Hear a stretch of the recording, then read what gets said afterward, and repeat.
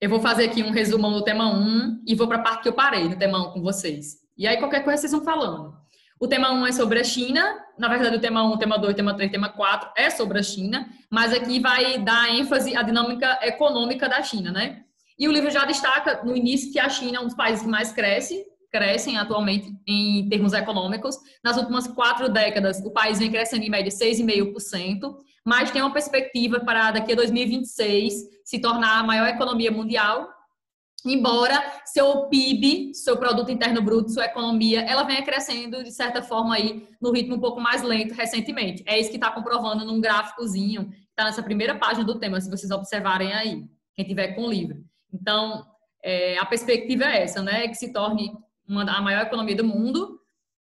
E eles vêm tentando dinamizar a economia porque o seu PIB vem crescendo um pouco mais lento. Então, eles estão com um certo medinho da economia ser estagnada. Então, vocês vão ver logo no final desse tema 1 que hoje a economia chinesa, o governo chinês, o Partido Comunista Chinês, ele vem investindo em tecnologia de ponta e diversificando a sua produção industrial. E também favorecendo o consumo interno, certo? Fazendo com que as pessoas consumam produtos feitos na China, que está dentro da China, e que essas empresas que vendem esses produtos, elas consigam crescer, dinamizar a sua economia e crescer, né? Enfim, aí logo na segunda página do tema vai falar do comunismo e abertura comercial. A China é um país de uma cultura milenar. Quando a gente estuda a Ásia, né, a gente sabe que a China é um dos países mais antigos, tem uma cultura bastante antiga, e eles vêm aí continuando, perseverando na preservação de sua cultura. É uma cultura milenar. Outra coisa, é um país que durante muito tempo se manteve fechado para o mundo, né? Só no século XIX a China veio começar a se abrir para o mercado internacional para manter relações com outros países, só no século XIX, ou seja, pouco tempo isso aconteceu.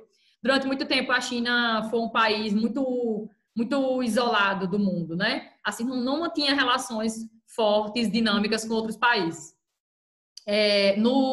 Nessa viradazinha do século XX... Oi, alguém tá falando? Para mim, alguém tá falando bate-papo. Depois eu olho. A gente vai ver que no começo do século XX, né, houve uma mudança, assim, radical no cenário político da China. Por quê? No início do século XX, eles tinham um sistema monárquico, eles tinham um sistema de monarquia no início do século XX, né? 1901 é o início do século XX. Eles tinham um sistema monárquico, aí mudaram para o sistema republicano, e aí em 1949 passaram por uma revolução chamada Revolução Comunista, que um grupo aí apresentou, não foi a Revolução Comunista, a Revolução Comunista Chinesa de 1949, né? Onde quem subiu ao poder após essa revolução foi um carinha chamado Mao Tse-tung, Mao Tse ou Mao Tse-tung, enfim, como vocês queiram chamar. Ele foi o grande líder do Partido Comunista Chinês. Em 1949, na época dessa Revolução Comunista, existiam 2 grandes partidos na China, o Partido Nacionalista, liderado por Chiang Kai-shek, e o Partido Comunista, que era liderado por Mao Tse-tung. E aí, quem venceu essa disputa aí em 1949 foi o Partido Comunista, o PCC, que está no poder até hoje, desde 1949, com a vitória, né, nessa Revolução Comunista. PCC? Oi? PCC? O PCC, eu chamo de PCC, Partido Comunista Chinês. Que beleza. Eu chamo de PCC, é o PCC da China. Eles têm lá esse PCC, esse Partido Comunista Chinês, que lidera o país desde 1949 até hoje. Eles são uma espécie de ditadura, mas se dizem ser socialistas e muitas vezes vocês vão ver o nome comunista. Eles misturam os termos socialista e comunista, que na verdade nem são socialistas e nem são comunistas, porque socialismo e comunismo não são ditaduras, certo? São regimes onde, de certa forma, as pessoas vivem em uma situação de igualdade, onde elas têm oportunidades, onde todo mundo tem condições de viver, pelo menos bem. E no comunismo não existe governo. No comunismo em si, como ele foi feito para ser, não existe governo. E eles têm um governo. Então, assim, eles nem são socialistas e nem são comunistas. Mas, em 1949, nessa revolução chamada Revolução Comunista Chinesa, eles aderiram ao sistema socialista, que já vinha sendo implantado, né, há um bom tempo lá na Rússia, não só na Rússia, né, nos países que faziam parte da URSS. A União Soviética já era socialista desde 1900 na verdade, a Rússia que se tornou primeiro socialista, né, em 1917. Primeira Revolução Russa, a Rússia se tornou socialista, e em 1922, surgiu a URSS, já socialista, né? Os países que faziam parte, as nações que faziam parte da União Soviética eram socialistas. Enfim, e aí a gente vai ver que quem vai chegar ao poder em 1949 vai ser um carinha chamado Mao Tse-tung. Ele vai ficar no poder de 49 até 1976, que é o ano de sua morte. Aí passam 2 anos aí, 2 anos depois, em 1978, chega ao poder na China um cara que vai revolucionar a China, que ele é chamado de Deng Xiaoping. No caso, esse grupo agora que estava apresentando, né, ele estava falando sobre essa era de Deng Xiaoping. Ele realmente vai promover uma mudança significativa na China e vai tornar a China aí uma das economias mais promissoras, né, do século XX e do século XXI. Principalmente agora, né, que existe essa perspectiva deles se tornarem a maior economia mundial. Então, quando ocorreu a Revolução Comunista de 1949, a China aderiu ao socialismo, se tornou socialista, e quem chegou ao poder foi o Mao Tse-tung. O Mao Tse-tung, ao chegar ao poder, ele fez meio que um acordo, né, começou a manter relações diplomáticas com a União Soviética, foi ajudado pela União Soviética durante um tempinho, até que a União Soviética percebeu que o Mao Tse-tung ele não tinha, de certa forma, um pulso firme e não conseguiu desenvolver a China. Então, quando o Mao Tse-tung ele chegou ao poder, ele implantou um programa chamado Grande Salto para a Frente. E esse Grande Salto para a Frente era para desenvolver a China, de 2 pontos de vista, industrial e também do ponto de vista de agricultura. Por quê? Porque ele promoveu, o Mao Tse-tung, quando chegou ao poder, na primeira década aí nos primeiros anos de 1950, né, da década de 50, quando o Mao Tse-tung chegou ao poder, ele promoveu 2 coisas, 2 grandes reformas na China. Primeiro que ele começou a promover mudanças, a criar uma infraestrutura para as indústrias de base, indústrias siderúrgicas, indústrias metalúrgicas, começou a desenvolver essas indústrias de base que produziam coisas que ia servir para outros tipos de indústria. Começou a fazer isso. E a outra coisa que ele fez foi promover a coletivização das terras. O que é isso? As pequenas propriedades agrícolas que existiam na China passaram a ser cooperativas pertencentes ao Estado. Porque no socialismo, tudo pertence ao Estado. A economia socialista é uma economia planificada, onde o Estado ele detém o poder ali sobre tudo, sobre todas as terras, sobre todas as indústrias, sobre tudo. E aí, essas 2 coisas que ele tentou fazer, que ele foi conhecida como o Grande Salto para a Frente, né, promover o desenvolvimento das indústrias de base, siderúrgicas e metalúrgicas, e promover o desenvolvimento das áreas agrícolas, tornando essas áreas agrícolas todas cooperativas estatais, né, ali com os olhos do Estado toda hora. De certa forma era para promover o desenvolvimento da China, mas ele não conseguiu, ele fracassou, né? Esses 2 planos não deram certo. E aí a China vai ser desmembrada, digamos assim, da União Soviética. Não é que ser desmembrada, eles vão cortar relações, né? O Mao Tse-tung vai cortar relações com o líder da União Soviética, por iniciativa da União Soviética, porque a China não conseguiu se desenvolver e não estavam ali, de certa forma, prósperos, né? A relação entre eles 2 não estava próspera. Então, cortaram as relações. Aí o que aconteceu? Como o Mao Tse-tung ele fracassou, né, no Grande Salto para a Frente, ele tentou uma outra coisa. Na década de 60, no ano de 1966, deixa eu passar aqui. No ano de 1966, o que é que o Mao Tse-tung ele fez? Ele criou uma revolução chamada Revolução Cultural. Né? Ele continuava sendo líder do Partido Comunista e tal. E aí, em 1966, fracassando no seu grande salto para frente, ele criou esse plano aqui, que era para combater todas as pessoas que eram contrárias ao comunismo. Se você fosse opositor, né? Se você fosse contra qualquer medida do comunismo, qualquer medida do Mao Tse-tung, você ia ser possivelmente perseguido pelo Partido Comunista Chinês e ia ser morto, certo? Possivelmente isso ia acontecer. Muitas pessoas morreram nessa época da Revolução Cultural. E é chamada de Revolução Cultural porque uma das medidas que o Mao Tse-tung fez era para, de certa forma, incentivar a cultura chinesa. A cultura chinesa. E aí, para isso, muitas pessoas foram proibidas de escutar músicas ocidentais. Ele queria mudar basicamente a cultura antiga chinesa e transformar na nova. Mas, e de certa forma, tirar essa figura do Ocidente, né? E deixar que eles valorizassem a cultura chinesa. Valorizar cada vez mais a cultura chinesa. Isso. E aí, por isso que é chamado de Revolução Cultural.